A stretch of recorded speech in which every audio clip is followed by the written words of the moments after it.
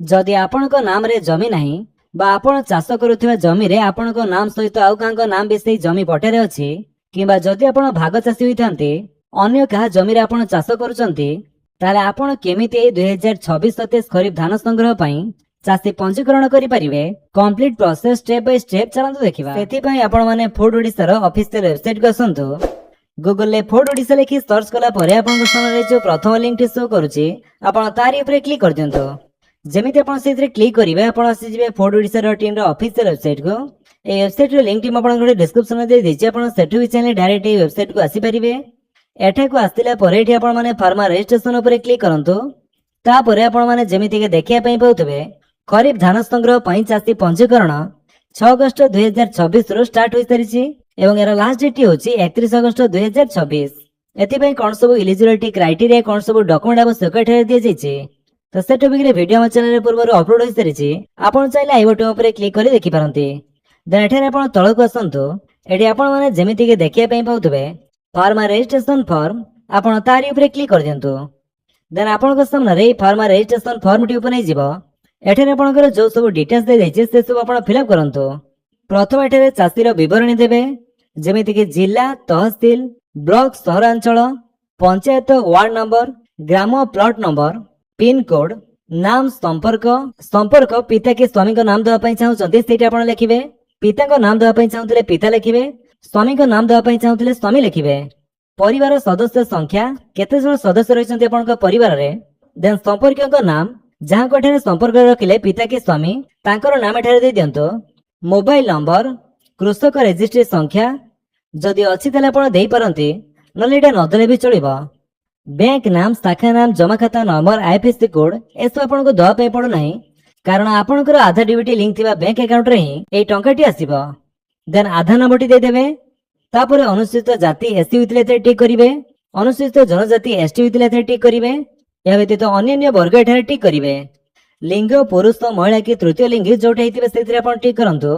Then मंडी को धान आनिबार संभाव्य समय को मास रे आपण को मंडी रे धान किना जाउची से मासटी आपण एठारे दे देबे। तापर पक्ष चयन करंतु। प्रथम पक्ष 1 रु 15 तारिख भितर आपण धान दवा पई चाहुतिले एथे टिक करिवे। 15 रु 30 तारिख भितर आपण धान दवा पई चाहुतिले एथे टिक करि पारंती। तापर होइछि धान बिक्री करिबा केंद्र रो नाम आपणकर सोसाइटी रो नाम टेठा लिखि देबे। देन लिफ्ट किबा बोरवेल थिले आपणकर इलेक्ट्रिसिटी कंज्यूमर नंबर टी आपण देई पारंती। जदि नाही न देले चलिबो। तापर एठारे देखंतु चाष होइतिबा जमीर विवरणी जो जमी रे आपण चाष करिसंती सेही चाष जमीर विवरणी आपण एठारे दे देबे। जदि आपणकर निजर जमी थाय आपण निज जमी चाष करूचंती ताले आपणकर जमीर डिटेल्स आपण एठारे दे देबे। जेहेतु हम एठारे भाग चाषीଙ୍କ ପାଇଁ फॉर्म फिल अप करूचे तेणु जहांक जमी रे आपण चाष करूचंती तांकर जमी पट्टार डिटेल्स एठारे देबे। जेमिति कि से जमीर तहसील लिखिबे। रेवेन्यू सर्कल देबे। ग्राम बा मौजा लिखिबे। से जमीर खाता नंबर लिखिबे। प्लॉट नंबर लिखिबे। जेतुटी प्लॉट रहिथिबो से समस्त प्लॉट नंबर आपण लिखि देबे। देन जमी मालिक बा खातादारଙ୍କ नाम जहांक नाम रे से जमीटी रहिছে तांकर नाम टेठा लिखि दियंतो। देन तापर आस्तिले जमी मालिकଙ୍କ सह चाषीଙ୍କ संपर्क स्वामी स्त्री पुओ भाग चाषी इत्यादि। जेहेतु हमें भाग चाषी तेणु हम एठारे भाग चाषी लिखिबा। तापरे भाग चाषी होइथिले सहमति पत्र आनिछंती कि नाही तो हां बा ये सी लिखिबे काहेकि ना भाग चाषी मानको सहमति पत्रटी निहाती दवा पई पड़िबो। निज नाम रे जमी थिले आपणकर ए सहमति पत्र आवश्यक पड़िबा नाही आपण ना लिखि पारंती। किंतु भाग चाषी होइथिले किंबा जॉइंट पट्टा थिले आपणकर ए सहमति पत्र आवश्यक पड़िबो। तो से सहमति पत्रटी आपण किपरि डाउनलोड करी फिल अप करिवे ताहा आपण वीडियो को देखिया पई पाइबे। देन जमी मालिकଙ୍କ नाम से जमीटी जेते जनक नाम रे थिबो सेमानक नाम एठारे लिखि परिबे। भाग चाषी होइथिले किंबा जॉइंट संपत्ति थिले से समस्त जमी मालिकଙ୍କର आधार नंबर एवं मोबाइल नंबर दे देबे। तापर से जमीर परिमाण दवा पई पड़िबो। पट्टा अनुसार से जमीटी केते डिसमिल बा केते एकर रहिछि सेथिरो केते जमी चाष करे जाइछि ताहा आपण देई दियंतो। देन किसम लिखिबे। जमी पट्टारे किसमटी दे जाइथिबो सेठारो देखि आपण देई परंती। देन जलसेचन रो उत्स कैनाल लिफ्ट की बोरवेल द्वारा चाष करिसंती ताहा आपण लिखि देबे। एठारे आपण जेतुटी जमी रे चाष करूचंती से समस्त जमीर विवरणी आपण देई देबे। जदि प्रथम पोस्ट रे न धरुछि ताले आपण द्वितीय पोस्ट को व्यवहार करि पारंती। एवं एठारे आपण चाषींकर टिप चिन्ह बा स्वाक्षर दवा पई पड़िबो। आपण चाषी होइतिले आपणकर सिग्नेचर जदि करि पारुनांती ताले टिप चिन्ह देई पारंती। तो देखंतु जदि आपणकर केवल निज नाम रे जमी अछि ତାହେଲେ ଆପଣ କେବଳ ଏହି ଫର୍ମଟିକୁ ଫିଲ୍ଅପ୍ କରି କିଛି ଡକ୍ୟୁମେଣ୍ଟ ସହିତ ସୋସାଇଟିରେ ଜମା କରିପାରିବେ। କିନ୍ତୁ ଯଦି ଆପଣଙ୍କ ନାମରେ ଜମି ନାହିଁ କି ଯଦି ଆପଣଙ୍କର ଜଏଣ୍ଟ ସମ୍ପତ୍ତି ରହିଛି, ମାନେ ଆପଣଙ୍କ ନାମ ସହିତ ଆଉ କାହାଙ୍କ ନାମ ବି ସେଇ ଜମି ପଟେ ରହିଛି, କିମ୍ବା ଆପଣ ଯଦି ଭାଗ ଚାଷୀ ହୋଇଥାନ୍ତି, ଅନ୍ୟ କାହା ଜମିକୁ ଆପଣ ଚାଷ କରୁଥାନ୍ତି, ତାହେଲେ ଏହା ସହିତ ଆପଣଙ୍କୁ ଆଉ ଗୋଟିଏ ଫର୍ମ ମଧ୍ୟ ଫିଲ୍ଅପ୍ କରିବା ପାଇଁ ପଡିବ, ଯୋଉଟା କି ହେଉଛି ସହମତି ପତ୍ର। ଏଠାରେ ଯେମିତିକି ଦେଖିବା ପାଇଁ ପାଉଥିବେ, ଯୋଉ ଦିଆଯାଇଛି କନସେଣ୍ଟ ଲେଟର ଫର ସେୟାର କ୍ରପର, ଆପଣ ତାରି ଉପରେ କ୍ଲିକ୍ କରିଦିଅନ୍ତୁ। ତାପରେ ଆପଣମାନେ ଯେମିତିକି ଦେଖିବା ପାଇଁ ପାଉଥିବେ, ଆପଣଙ୍କ ଏଠାରେ ସେଇ ଫର୍ମଟି ଶୋ କରିବ। ତ ଏହି PDF ରେ ଆପଣଙ୍କୁ ଦୁଇଟି ଫର୍ମ ମିଳିଯିବ। ପ୍ରଥମ ଫର୍ମ ଯୋଉ NX 2ଟି ରହିଛି, ସେଇଟା ହେଉଛି ଭାଗ ଚାଷୀଙ୍କ ପାଇଁ ସହମତି ପତ୍ର। ଯୋଉମାନେ ଅନ୍ୟ କାହାଙ୍କଠୁ ଜମି ଆଣି ଭାଗ ଚାଷ କରିଥିବେ, ସେମାନେ ଏହି ପ୍ରଥମ ଫର୍ମ NX 2ଟି ଫିଲ୍ଅପ୍ କରିବେ। ଆଉ ଯୋଉମାନଙ୍କର ଜଏଣ୍ଟ ସମ୍ପତ୍ତି ରହିଛି, ଯଦି ସେଇ ଜମି ପଟାରେ ଆପଣଙ୍କ ନାମ ସହିତ ଅନ୍ୟ କାହାଙ୍କର ନାମ ବି ରହିଥାଏ, ତାହେଲେ ଆପଣଙ୍କୁ ଏହି ଦ୍ୱିତୀୟ ଫର୍ମ NX 3ଟିକୁ ଫିଲ୍ଅପ୍ କରିବା ପାଇଁ ପଡିବ। ଜମି ରେକର୍ଡଧାରୀଙ୍କ ଦ୍ୱାରା ଧାନ ବିକ୍ରି ପାଇଁ ସମ୍ମତି ପତ୍ର। ତ ଫର୍ମ ଫିଲ୍ଅପ୍ ପ୍ରୋସେସଟି ପ୍ରାୟତଃ ସମାନ ରହିଛି। ଯେହେତୁ ଆମେ ଆଜି ଭାଗ ଚାଷୀ ପାଇଁ ଫର୍ମ ପୂରଣ କରୁଛେ, ସେଥିପାଇଁ ଆମେ ଏଠାରେ ପ୍ରଥମ ଫର୍ମଟିକୁ ଫିଲ୍ଅପ୍ କରିବା। ଭାଗ ଚାଷ ନିମନ୍ତେ ପ୍ରକୃତ ରେକର୍ଡଧାରୀଙ୍କ ଦ୍ୱାରା ଧାନ ବିକ୍ରି ନିମନ୍ତେ ସମ୍ମତି ପତ୍ର। ପ୍ରାପକ ମାନନୀୟ ସମ୍ପାଦକ, ପ୍ରାଥମିକ କୃଷି ସମବାୟ ସମିତି, ବୃହତ ଆଦିବାସୀ ବହୁମୁଖୀ ସମବାୟ ସମିତି। ୟା ଭିତରେ ଯୋଉଟା ହେଇଥିବ ସେଇଥିରେ ଆପଣ ଟିକ୍ କରିବେ। ତ ଆମର ଯେହେତୁ ପ୍ରାଥମିକ କୃଷି ସମବାୟ ସମିତି, ତେଣୁ ଆମେ ଏଥିରେ ଟିକ୍ କରିବା। ବିଷୟ ଭାଗ ଚାଷ ନିମନ୍ତେ ପ୍ରକୃତ ରେକର୍ଡଧାରୀଙ୍କ ଦ୍ୱାରା ଧାନ ବିକ୍ରି ନିମନ୍ତେ ସମ୍ମତି ପତ୍ର। ମହାଶୟ ମହାଶୟା, ନିମ୍ନ ବର୍ଣ୍ଣିତ ଚାଷ ଜମିର ମୁଁ ଆମ୍ଭେ ଖାତା ମାଲିକ, ଯିଏ ଜମି ମାଲିକ ଯଦି ତାଙ୍କର କେବଳ ନିଜ ନାମରେ ଜମି ରହିଛି, ତାହେଲେ ଏଠାରେ ମୁଁରେ ଟିକ୍ କରିବେ। ନହେଲେ ତାଙ୍କ ସହିତ ଯଦି ଅନ୍ୟ କାହାଙ୍କ ନାମରେ ସେଇ ଜମିଟି ଥାଏ, ତାହେଲେ ଆମ୍ଭେରେ ଟିକ୍ କରିବେ। ନିମ୍ନ ବର୍ଣ୍ଣିତ ଚାଷ ଜମିର ମୁଁ ବା ଆମ୍ଭେ ଖାତା ମାଲିକ ବା ଉତ୍ତରାଧିକାରୀ ଅଟେ ବା ଅଟୁ। ଯଦି ନିଜେ ଖାତା ମାଲିକ ହୋଇଥିବେ ତାହେଲେ ଏଠାରେ ଟିକ୍ କରିବେ। ତାଙ୍କର ବାପାଙ୍କ ନାମରେ ଯଦି ଜମି ଥାଏ, ତାହେଲେ ଏଠାରେ ଉତ୍ତରାଧିକାରୀରେ ଟିକ୍ କରିବେ। ସେମିତି ଜଏଣ୍ଟ ସମ୍ପତ୍ତି ହୋଇଥିଲେ ଅଟୁରେ ଟିକ୍ କରିବେ, ନିଜର ହୋଇଥିଲେ ଅଟେରେ ଟିକ୍ କରିବେ।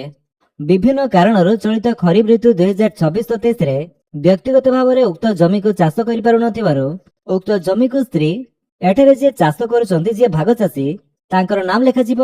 ତାଙ୍କ ପିତା ବା ସ୍ୱାମୀଙ୍କ ନାମ ଲେଖିବେ। ଯଦି ପିତାଙ୍କ ନାମ ଦେଇଥିବେ ତାହେଲେ ପିତାରେ ଟିକ୍ କରିବେ, ସ୍ୱାମୀଙ୍କ ନାମ ଦେଇଥିଲେ ସ୍ୱାମୀରେ ଟିକ୍ କରିବେ। ସେହିଭଳି ତାଙ୍କର ଗ୍ରାମ ବା ପ୍ଲଟ ନମ୍ବର, ଯଦି ଗ୍ରାମ ନାମ ଦେଇଥିବେ ଗ୍ରାମରେ ଟିକ୍ କରିବେ ଏବଂ ତାଙ୍କର ଗ୍ରାମ ନାମଟି ଲେଖିଦେବେ। ତାପରେ ଗ୍ରାମ ପଞ୍ଚାୟତ ବା ୱାର୍ଡ ନମ୍ବର, ଗ୍ରାମ ପଞ୍ଚାୟତ ଦେଇଥିଲେ ଗ୍ରାମ ପଞ୍ଚାୟତରେ ଟିକ୍ କରିବେ ଏବଂ ତାଙ୍କର ଗ୍ରାମ ପଞ୍ଚାୟତ ଲେଖିଦେବେ। ଦେନ୍ ବ୍ଲକ ବା ସହରାଞ୍ଚଳ, ବ୍ଲକ ଦଉଥିଲେ ବ୍ଲକରେ ଟିକ୍ କରିବେ ଏବଂ ତାଙ୍କର ବ୍ଲକଟି ଲେଖିବେ। ତାଙ୍କର ତହସିଲ ଏବଂ ଜିଲ୍ଲା ଲେଖି ସାରିଲା ପରେ ତାଙ୍କ ଦ୍ୱାରା ଚାଷ କରାଯାଉଛି। ଦେନ୍ ତଳେ ଦେଖନ୍ତୁ, ଏଠାରେ ଆପଣ ଯୋଉ ଯୋଉ ଜମି ଭାଗ ଚାଷ କରୁଛନ୍ତି, ସେ ସମସ୍ତ ଚାଷ ଜମିର ବିବରଣୀ ଆପଣ ଦେଇଦେବେ। ତ ସେଇ ରେଜିଷ୍ଟ୍ରେସନ ଫର୍ମରେ ଆପଣ ଯେମିତି ଯୋଉ ଯୋଉ ଜମିର ଡିଟେଲ୍ସ ଦେଇଥିଲେ, ସେମିତି ଏଠାରେ ବି ଆପଣ ଫିଲ୍ଅପ୍ କରିଦିଅନ୍ତୁ। ତ ଏଠାରେ ସିରିଏଲ ନମ୍ବର 1, 2, 3 କରି ଦେଇପାରିବେ। ତ 1 ଲେଖି ପ୍ରଥମ ଚାଷ ଜମିର ବିବରଣୀ ଦିଅନ୍ତୁ। ସେ ଜମିର ତହସିଲ, ସେ ଜମିର ମୌଜା, ସେ ଜମିର ଖାତା ନମ୍ବର, ପ୍ଲଟ ନମ୍ବର, କିସମ, ରକବା ବା କେତେ ଡିସମିଲ ବା କେତେ ଏକର ଜାଗା ରହିଛି, ଭାଗ ଚାଷରେ ଲାଗିଥିବା ଜମିର ରକବା ବା ପରିମାଣ, ସେଥିରୁ କେତେ ଚାଷ କରୁଛନ୍ତି ବା କେତେ ଜମି ଆପଣ ଭାଗ ଚାଷ କରୁଛନ୍ତି, ତାହା ଆପଣ ଦେଇଦେବେ। ସେମିତି ଦ୍ୱିତୀୟ, ତୃତୀୟ, ଯେତୁରି ଜମି ଥିବ ସେଥିରୁ ଜମିର ଡିଟେଲ୍ସ ଆପଣ ଦେଇପାରନ୍ତି। ଯେନ୍ ଉପରେ ଦର୍ଶିତ ଜମିର ଧାନର ଶତକଡ଼ା ଡ୍ୟାସ୍ ଭାଗ ଚାଷୀ ଶ୍ରୀ ଡ୍ୟାସ୍କୁ ସରକାରୀ ଧାନ ସଂଗ୍ରହକାରୀ ସଂସ୍ଥାକୁ ଚଳିତ ଖରିଫ ଋତୁରେ ବିକ୍ରି କରିବା ପାଇଁ ମୋର ସମ୍ମତି ପ୍ରଦାନ କରୁଛି। ଏହି ସମ୍ପତ୍ତି କେବଳ ଧାନ ବିକ୍ରି ପାଇଁ ଉଦ୍ଦିଷ୍ଟ ଅଟେ ଏବଂ ଏହାକୁ ଅନ୍ୟ କୌଣସି ଉଦ୍ଦେଶ୍ୟରେ ବ୍ୟବହାର କରାଯାଇ ପାରିବ ନାହିଁ। ତ ଚାଷ ହୋଇଥିବା ଧାନରୁ କେତେ ପ୍ରତିଶତ ଧାନ ଆପଣ ବିକ୍ରି କରିପାରିବେ, ତାହା ଆପଣ ଏଠାରେ ଲେଖିବେ। ଯଦି 100% ଧାନ ବିକ୍ରି କରୁଛନ୍ତି, ତାହେଲେ ଏଠାରେ 100% ଲେଖିପାରନ୍ତି। ଏଠାରେ ଯିଏ ଜମିଟି ଚାଷ କରୁଛନ୍ତି ତାଙ୍କର ନାମଟି ଲେଖିଦେବେ। ଦେନ୍ ଆପଣଙ୍କ ବିଶ୍ୱସ୍ତ ସ୍ୱାକ୍ଷର ଜାଗାରେ ଏଠାରେ ଆପଣଙ୍କ ସେଇ ଜମି ମାଲିକଙ୍କର ସିଗ୍ନେଚର ରହିବ। ଯଦି ସେଇ ଜମିଟି ଜଏଣ୍ଟ ସମ୍ପତ୍ତି ହୋଇଥାଏ, ତାହେଲେ ଯେତେ ଜଣଙ୍କ ନାମରେ ସେଇ ଜମିଟି ରହିଛି, ସେ ସମସ୍ତେ ଏଠାରେ ସିଗ୍ନେଚର କରିବେ। 1, 2, 3। ତାପରେ ରହିଛି ଖାତା ମାଲିକଙ୍କ ନାମ ବା ଉତ୍ତରାଧିକାରୀଙ୍କ ନାମ।